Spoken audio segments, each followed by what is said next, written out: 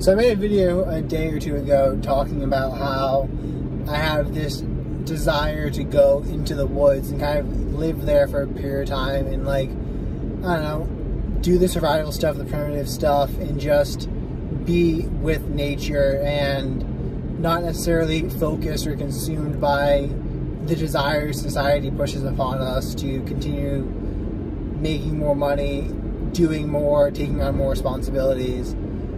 But the reason why I haven't done that is because when I go into the woods, I want to be able to also come out, and so often people find themselves unable to go back to the situation which they had when they leave to go to something else. And we were talking about this yesterday. You mentioned something about 48 Laws of Power and how it was one of the laws. I was wondering if you could touch on that. Wait, repeat that again? How isolating yourself isn't good.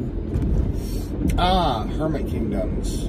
Or just isolation in general. Like, isolation in general or hermit kingdoms specifically? Kind of like just going off in the woods, telling everyone to fuck off, and surviving by hunting my own food for like a year. Well, if you tell everyone to fuck off, then they won't like you anymore. And the thing is that if you're... So even the people that were the best at this, let's just look at reality. So you want to go hunt your own food.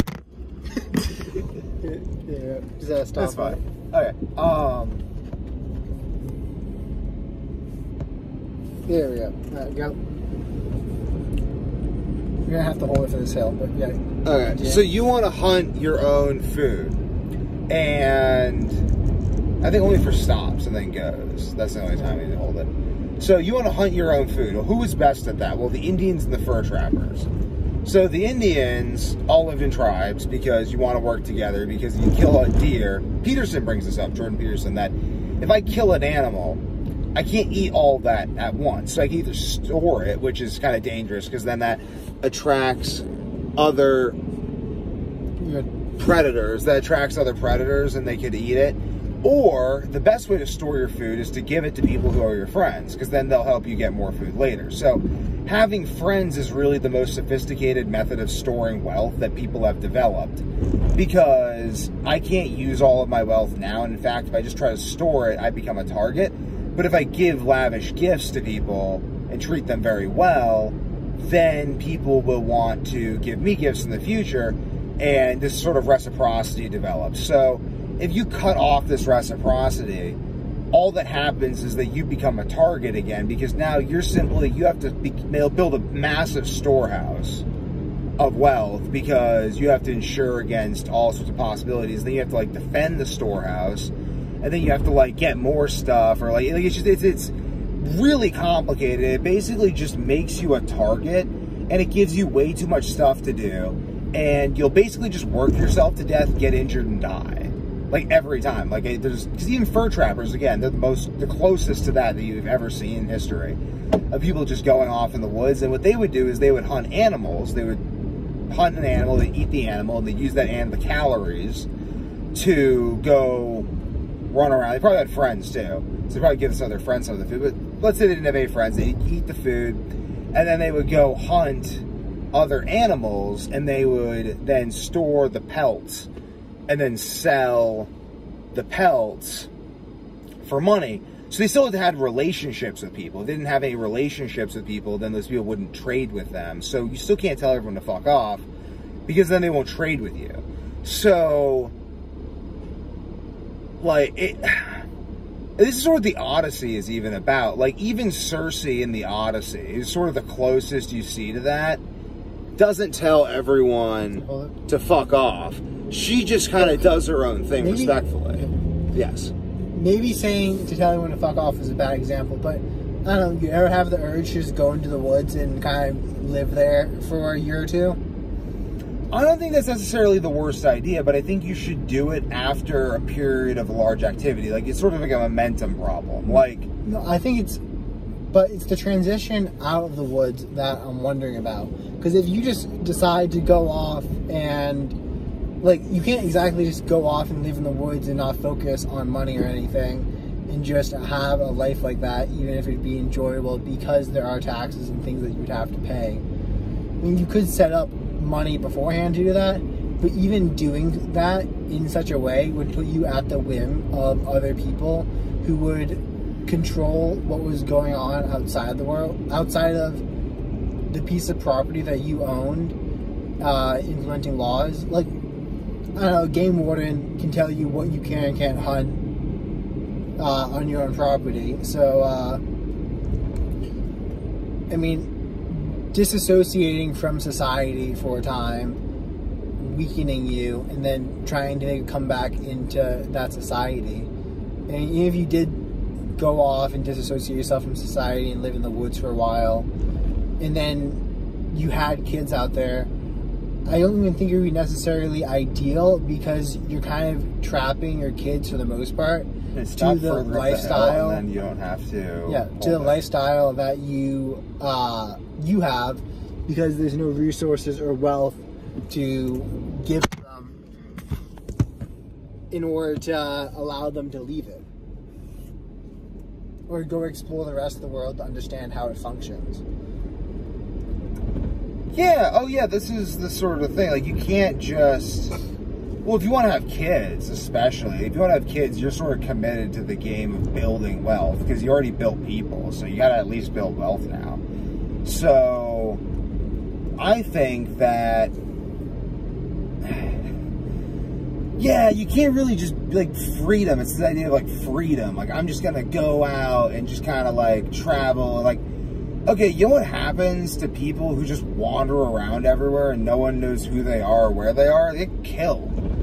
Because someone's like, no one knows who you are or where you are, and you're just randomly in, like, Nairobi?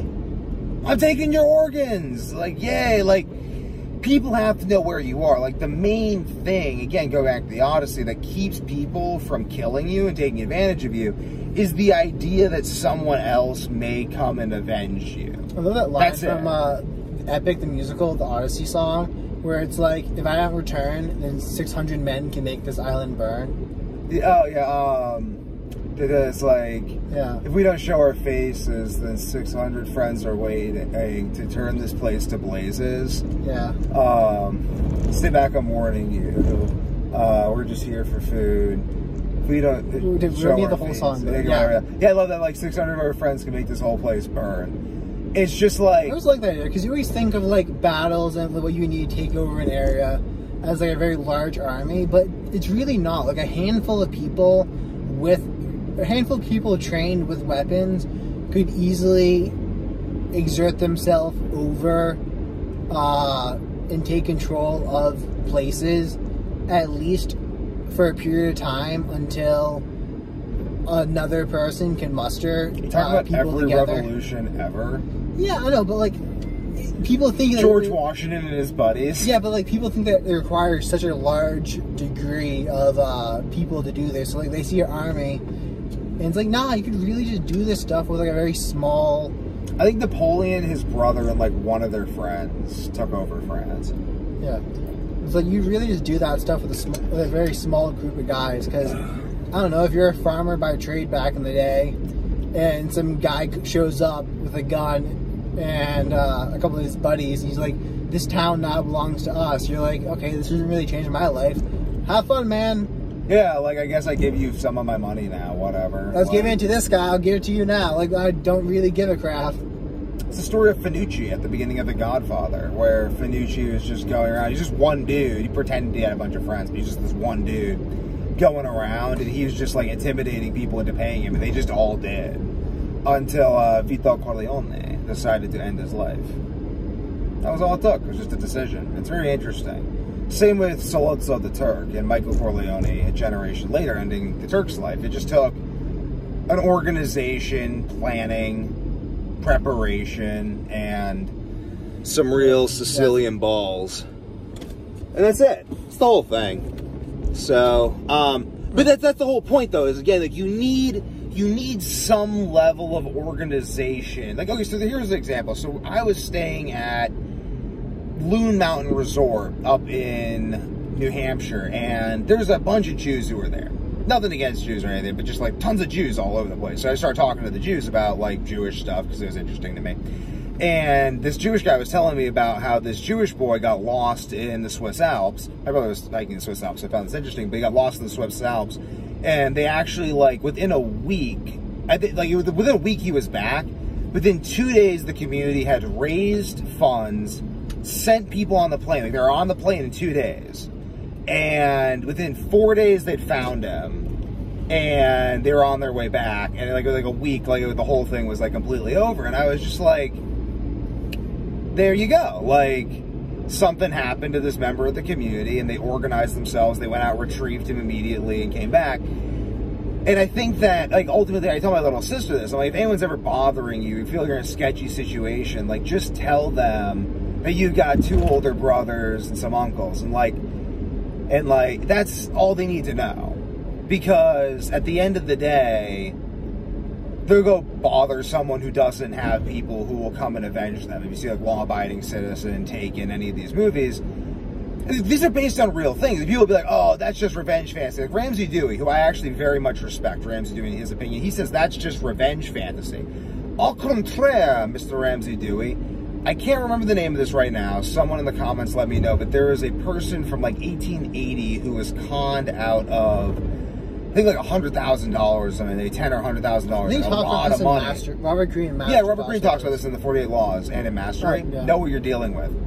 Know who you're dealing with. And the guy spent every penny he had. Every penny he had in 10 years of his life tracking down every single conspirator and everyone associated with the conspirator gang and killing all of them. And the last person, like, he killed one person in the streets in England, killed another person like a cafe in France, killed another person in like his house under a fake name in Oklahoma. Like, he just hunted them all down. Like, there are a few random nutcases out there who really will seek that sort of revenge.